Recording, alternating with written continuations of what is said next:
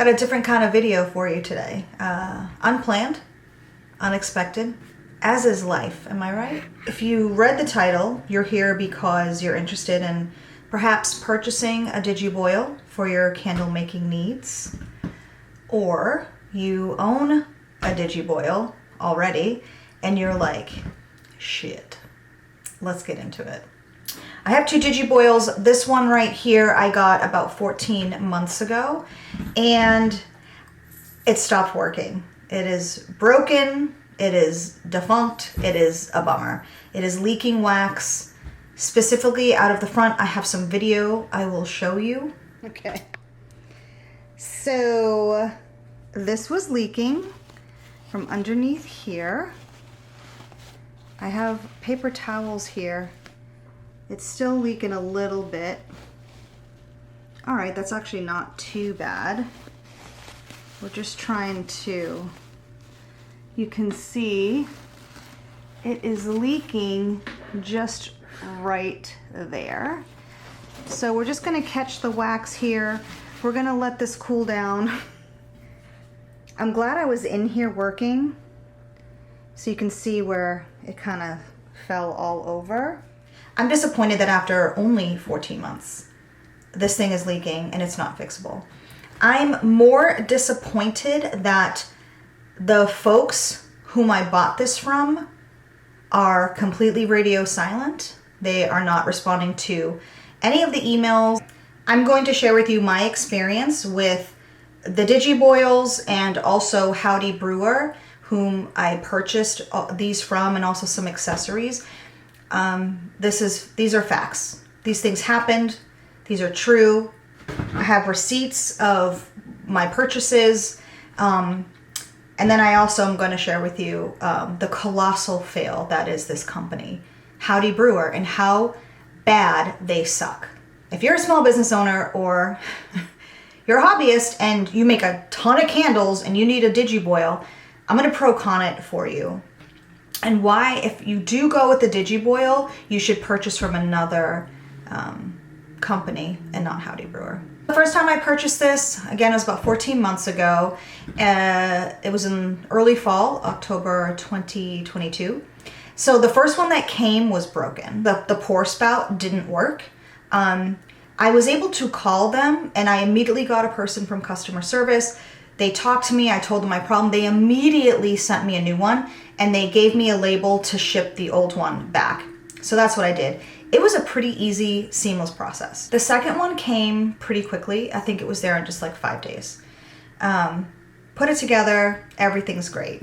There are some pieces missing from this boil that I didn't know because I didn't have any experience, and you know, looking through it, you just don't know that like there's a silicone washer that needs to go on the inside, and I didn't know that. And so I put it together, filled it with some wax like halfway, and it started to leak wax, and that's because it was missing the silicone ring. So you put a ring, so on the inside of the spout, you put a silicone gasket between the nut and the inside of the boil. The gaskets themselves are not expensive, but I had to pay for shipping, and I didn't think it was worth my time to be like, these didn't come with my boil, can you send them to me? It was just kind of like, I'll just pay for it, whatever. So I love the Digiboil, and I'll tell you why I love it. It holds temp perfectly. So no matter what kind of wax you work with, you can keep the temperature there. I don't have to monitor it. So I set my boil to 185. I use 444 soy wax flakes, and it's perfect. I love the Digiboil because it allows me to do large batches at a time. Whereas before I was using a Presto pot, and it was like, I had to fill it, wait for the wax to melt, get it back to temp so it's not too hot, pour. I didn't get a lot of candles at a time. It just didn't make sense. We had a nice little growth spurt last year, so it made sense. And for $200 for this thing, I was like, that's worth so many hours of my time. So yeah, the Digiboil is amazing for, I can make 100 candles in a day.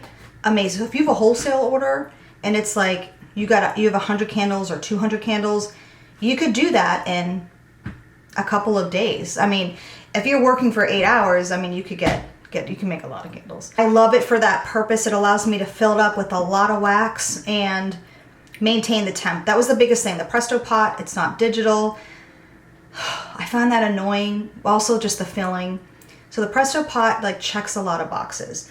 I will say it is an energy hog. So once I get it to temp and I know how many candles I'm making, I will turn it off like within an hour or a couple hours of making, depending upon if I'm going to be making all day, I'll definitely leave it on. But if I know that I'm making 50 candles, I can turn it off maybe half hour into making, because it takes a long time to cool, especially when it's mostly full. So if it's full, like half full here, I'll wait to turn it off. But these are just kind of, I would say maybe tips or advice. Like, you don't have to leave it on the entire time unless you're making all day, like those big wholesale orders. So because it is such a power hog, I highly recommend getting a single socket surge protector. So that way, if something were to happen, it's not going to affect the rest of the electricity in your home. So I don't plug anything else into that outlet when I'm working with each boil.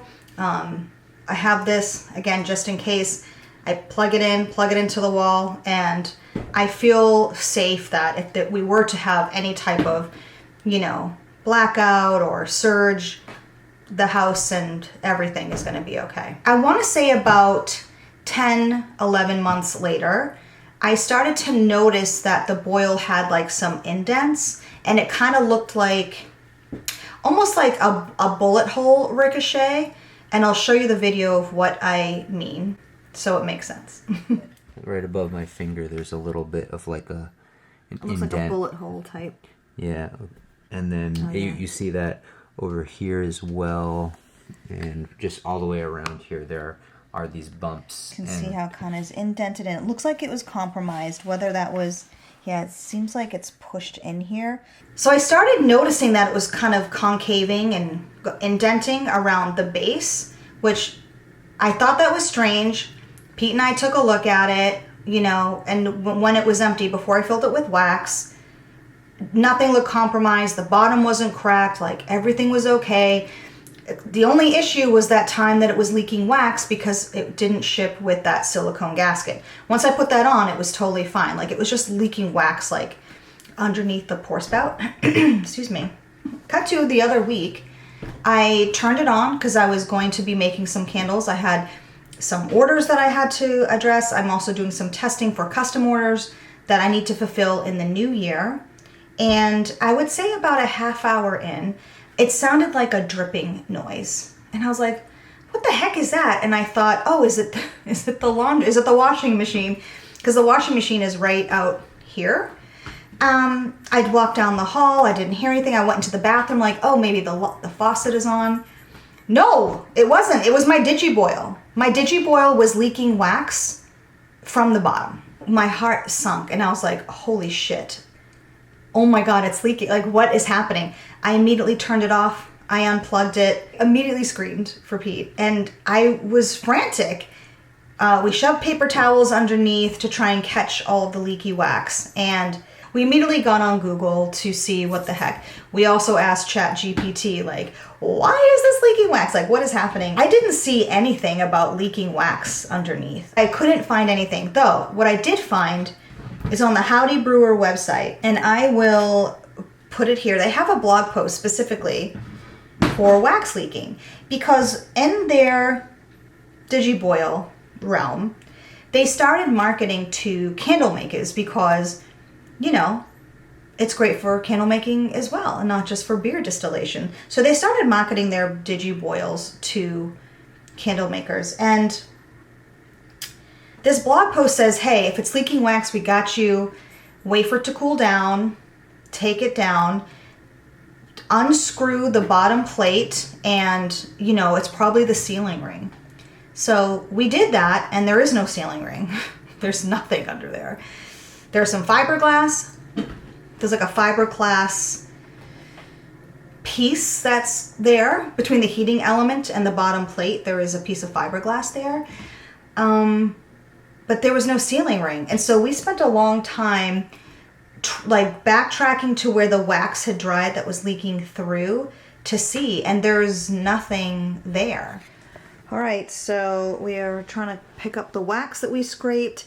There is no sealing ring. We cannot find anywhere. Like there is nowhere that we can fix it. So I didn't know what to do. So I wanted to call Howdy Brewer, but they do not have a phone number listed anymore. It's actually not even on the website. So what you can do is it says contact us directly, live chat with us, Monday through Friday, 9 to 5 Central. Email us. We reply fast. So I did the live chat. And basically it says, hey, drop us a link. We'll reply via email. So it's not really a chat. It's you're going to fill out this form with your email and your issue, and then they're going to email you back. We'll reply via email ASAP. I've never heard from them, and I followed up to the email that I sent. It's maddening. It's maddening to have such shitty customer service, to just not even be available. So I just Googled their phone number, and it's an automated system that sends you right to voicemail. So they've obviously taken steps to not support live customer service. I don't know what happened from a year ago, but it doesn't look good. I went to the Better Business Bureau website, and man, it made me feel worse. It was like, oh crap. There are so many complaints and issues. And then Howdy Brewer has a history of shutting people's accounts down for complaining. So I have a screenshot of everything I've ordered and done. But it's unfortunate because there is, where do we go from here? So I sent them an email, and then they send an automated response. It's like, if you have more info to add, just hit reply. So I hit reply, fully expecting, because this was at like 1 p.m., so it was 3 p.m. their time, fully expecting I would get a reply within the next hour, maybe less. Nothing. And I thought, gosh, that's so strange. And so I replied to the email. This is not ASAP, right? I replied again. I sent another email. And honestly, like, after the third day, I was like, oh, okay. They're not going to respond. Like, they're not going to get back to me. So they suck, and they're useless. And I think that if you go to the Better Business Bureau and read what's going on there from customers, former customers, what they were experiencing, I think you would be wise to take your business elsewhere. Even if it means you pay a little bit more. I think for all of us, we went there because their prices were competitive. But what's an extra 20, 30 bucks to support a company that is in business fully and supports customer service for their clients? If there's a silver lining, it's that we're at the end of the season. We're at the end of the year.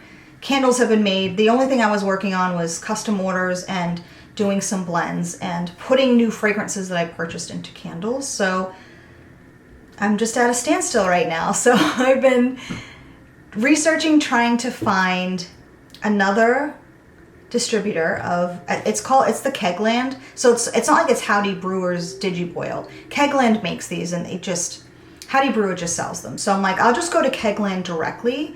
But on their website, they say that this is only for, creating purified water, creating essential oils, or brewing beer. They are very explicit that wax, anything viscous can damage this and cause issues, and they are not supporting that. So if you buy a Digiboil from somewhere else, you are purchasing at your own risk because you are using this tool off-label. My husband was really feeling strongly that we just purchase another boil because it is pretty perfect. I'm super hesitant to do that because if something happens, I'm just SOL. Like, I'd rather purchase a new wax melter that has good reviews and I know is in it for the long haul and doesn't have a separate heating element. So, and I did find something. Here's the thing. The only downfall is that, or the only con is it isn't a digital thermometer. But I'm in a candle maker chat. Thank you, Ron. Thank you, Jessica, Bree. I appreciate you guys giving me info and suggestions of things that I can do. Ron recommended I purchase a digital thermometer, pretty much one that I use in my kitchen, to maintain the temperature, and I'm gonna try it. Honestly, it was like, it was still cheaper than buying another Digiboil. It's still just as big. Waiting to see when it gets here, but I will definitely update you. Here is our deduction of what we think happened. So when I was refilling it, and I use soy wax flakes, and I have read and seen if you are using wax chunks, you have to gently place them in there because you just kind of toss it into your boil, you could crack the plate. I use soy flakes, so I'm not worried about it cracking. What I think has happened is the wax is way denser than water, and it may have been too heavy. Like the weight with it full may have been too much. And I, as I filled it in the, the last 14 months, it may have just slowly started to like buckle under the weight and pressure. So that is the only thing that we can think of. Honestly, I think it's a solid guess as to why this thing is leaking and broke down, because there are no other visible cracks, issues, and it's only leaking from the one spot. So I don't know. I say take all of this with a grain of salt, because everyone's mileage will vary depending upon the type of wax you use and what kind of form it's in and how you treat your tools. It's not like I'm hot with this thing. I mean, it's huge. It stays there. I get on a ladder and I scoop the flakes in like one pitcher at a time, because you can't lift a 45-pound box of wax up there. You know what I mean? Like you have to just kind of just do it analog style, and that's totally fine. It's not like it takes that long. But so all that to say, I'm disappointed. I'm disappointed that I didn't have the support that I needed. No one was there to answer all the questions that I had. And it's not like it's old. I mean, it's just over a year old.